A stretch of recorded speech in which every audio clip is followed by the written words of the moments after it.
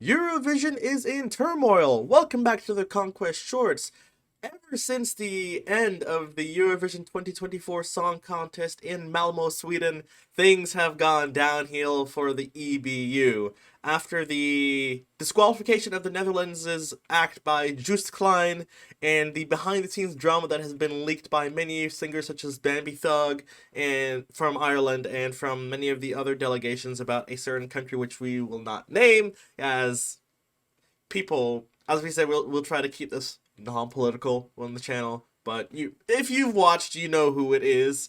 And the EBU's been caught up for a lot of things recently, so like I said, such as favoring that certain country despite apparent abuses happening behind the scenes from members from that certain country, such as filming artists in private, saying absolutely despicable things about them behind their backs and posting on social media, using government funds to advertise around the world for votes for Eurovision, which is insane.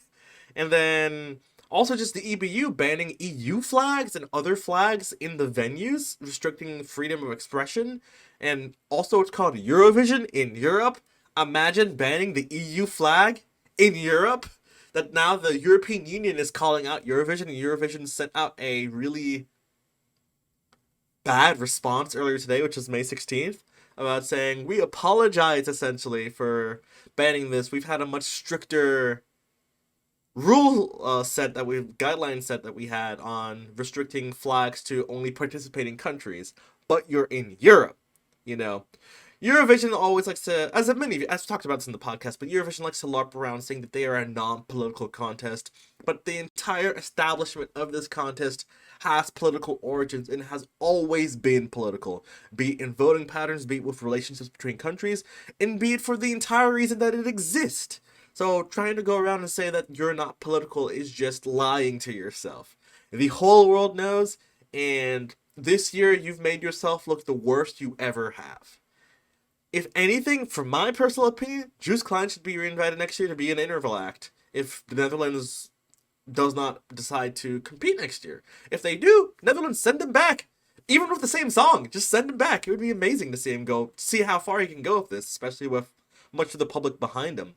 Also, we potentially need some more bans on certain countries. Not just the one that will not be named, but other countries that have really massive disputes and ethnic cleansings claiming of ex-slaves and enclaves, such as between Armenia and Azerbaijan and whatnot. So, Eurovision, if you're going to be consistent on your policy, you've got to make up for it in this next year. You have roughly 365 days to make up to the community, who will leave you if you don't fix this. But to keep it short, that is it for this week's episode of Conquest Shorts. We'll see you guys in the next one. Bye-bye.